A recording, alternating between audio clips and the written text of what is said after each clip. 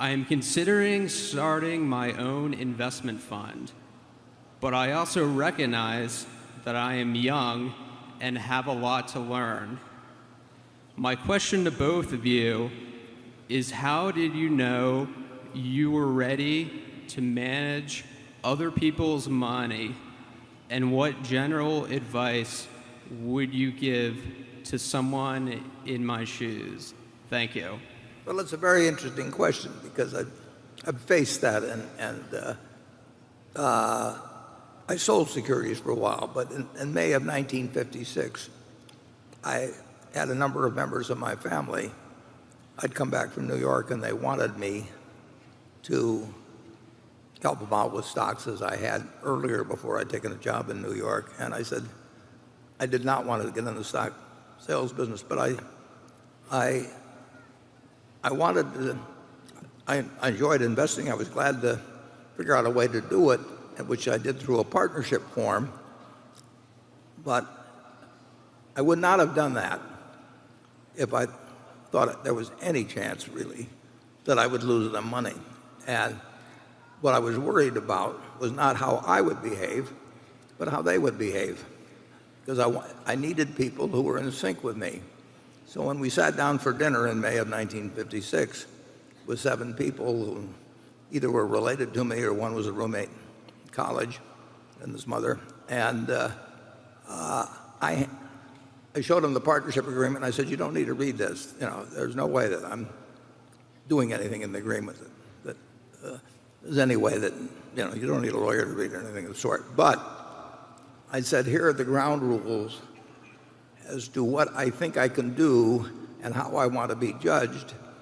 And if you're in sync with me, I want to manage your money, because then I won't worry about the fact that you will panic if the market goes down or somebody tells you something different. So we have to be on the same page.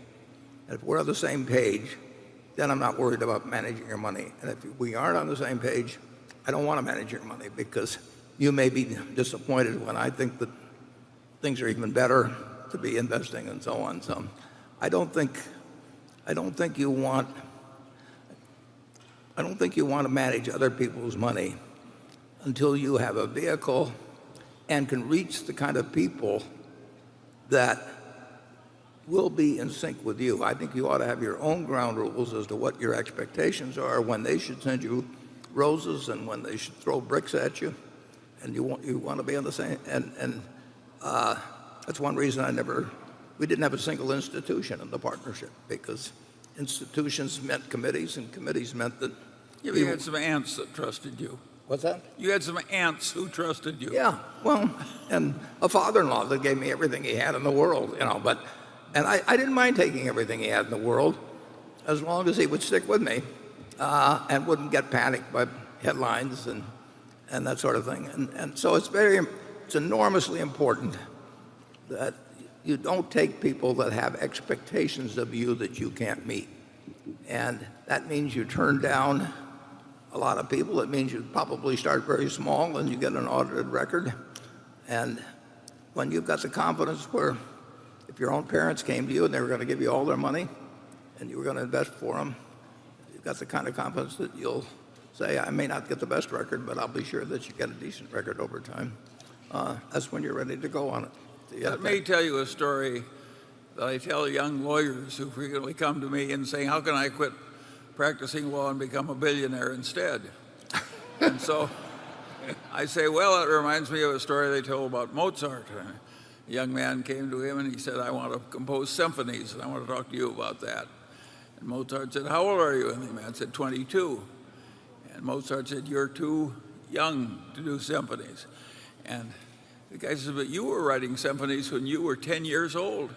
He says, yes, but I wasn't running around asking other people how to do it.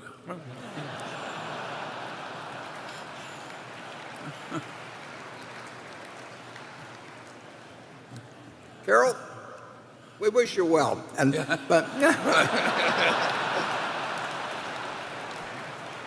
and actually we really do, because the fact you asked that sort of a question is to some extent indicative of the fact that you got the right attitude going in. It isn't that easy to be a great investor. I don't think we've quite made it.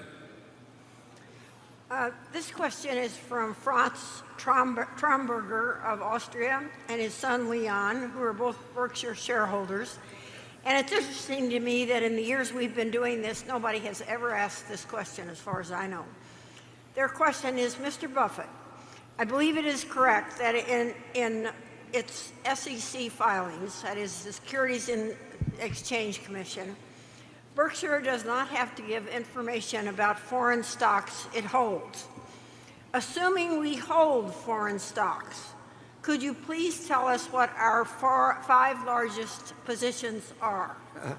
Another fellow wants investment information. We really aren't in the investment information business. We disclose what we have to disclose, but we could set up an investment advisory firm and probably take in a lot of money, but we haven't done it, and we aren't giving away what belongs to our shareholders for nothing. But he's correct that I'm 99% sure he's correct, and Mark Hamburg can correct me, but from our office. But we do not have to report foreign stocks, and we do have in certain important countries, there's lower thresholds at which we have to report our holdings as a percentage of the company's stock outstanding. There's lower thresholds than there are in the United States. So in a sense, in certain stocks, I think when we bought Munich Re stock or bought Tesco stock, or there's certain stocks we've had to report at before we would have had to report in the United States. But we will never unnecessarily advise if we plan to buy some land someplace, if we plan to develop a business. We are not about giving business information that's proprietary to Berkshire. We don't give it unless we're required by law. And he is correct that I'm virtually certain that we do not have to report our foreign stocks to on the SEC filings. And he'll have to find his own holdings in Austria. I think this Mozart story may have encouraged that particular question from Austria, what stocks we're going to own in Austria. Okay, Charlie, do you have any comments? No. No, I didn't think you would. Hi, good afternoon, Mr. Buffett and Mr. Munger. My name is Bill He, and I'm from Vancouver, Canada. You two make up an iconic duo, and growing up, I found your investment strategies very admirable. And so my question is, how do you deal with conflicts when they arise between the two of you? Are you applying personal conflicts in terms of doing something ourselves versus having Berkshire do it, or between the two of you? I'm just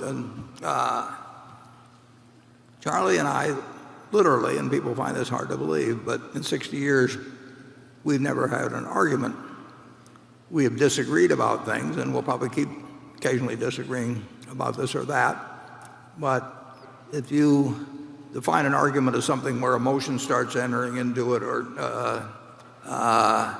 anger or anything of the sort, it just doesn't happen. I think that Charlie is smarter than I am, but I also think that there are certain things where I've spent more time on them than he has, and sometimes we both think we're right, and generally I get my way because Charlie is willing to do it that way, and he's never second-guessed me when things have been wrong, and I wouldn't dream of second-guessing him if he were doing something that was wrong. So it turned out to be wrong. We'll never have a conflict, basically. Charlie? Well, the issue isn't how we get along. The issue is how is it going to work when we're gone, and the answer is fine. It's going to work fine. We're lucky that, I ran into him when I was, 28 years old, and I both worked in the same grocery store, and he grew up less than a block away from where I now live and everything, but I did not know who Charlie Munger was until I was 28.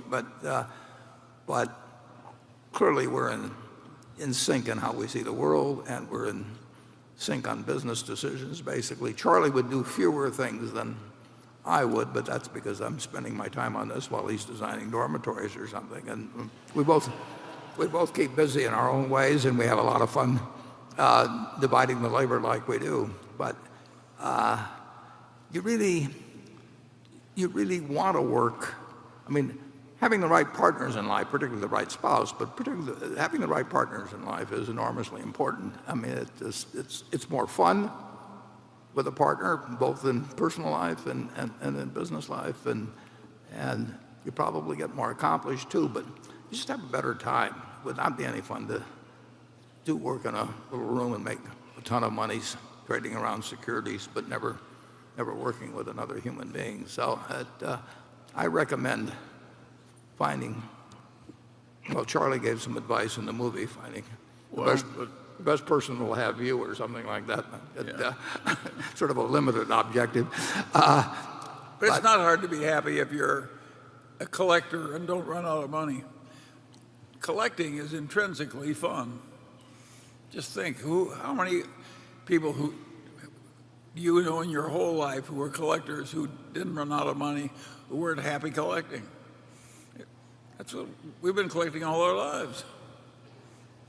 It's a very interesting thing. There's always a new rock to be turned over, and it's interesting. Yeah, in a certain way, we've collected friends that make our lives better and that we have a good time with. And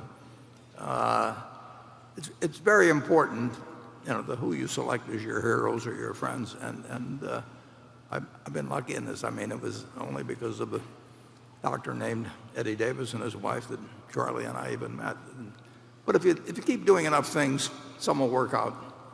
Very lucky, and the best ones are ones that involve lifelong involvement with other people. We've got some of our directors, a number of our directors that have had similar impacts on me. So I recommend that you look for somebody better than you are, and then try to be like they are.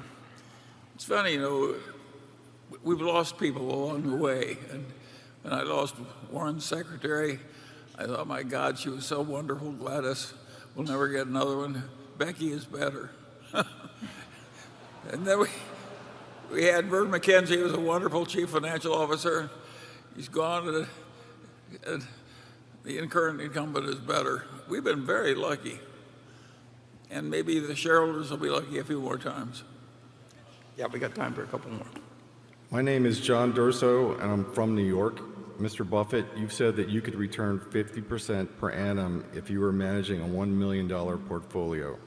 What type of strategy would you use? Would you invest in cigar butts, i.e. average businesses at very cheap prices, or would it be some type of arbitrage strategy? Thank you. It might well be the arbitrage strategy, but in a very different, perhaps, way than customary arbitrage is thought of it. One way or another, I can assure you, if Charlie was working with $1 million or I was working with $1 million, we would find a way to make that with essentially no risk, not using a lot of leverage or anything of the sort. But you change the 1 million to 100 million, and that 50 goes down like a rock. There are little fringe inefficiencies that people don't spot, and you do get opportunities occasionally to do, but they don't really have any applicability to Berkshire. So, Charlie? Well, I agree totally. It's just what you used to say, that large amounts of money, they develop their own anchors. Yeah. It gets harder and harder. I've just seen genius after genius with a great record, and pretty soon they got 30 billion and 2 floors of young men, and away goes the good record. It's just the way it works. But It's hard as the money goes up. When Charlie was a lawyer, initially, I mean, you were developing a couple of real estate projects. You find, if you really want to make $1 million or 50% on $1 million, and you're willing to work at it, and that's doable, but it just has no applicability to managing huge sums. I wish it did, but it doesn't. Yeah, Lee Lu, using nothing but the float on his student loans, had $1 million practically shortly after he graduated as a total scholarship student. He found just a few things to do, Yeah. and did them. Okay, station 10.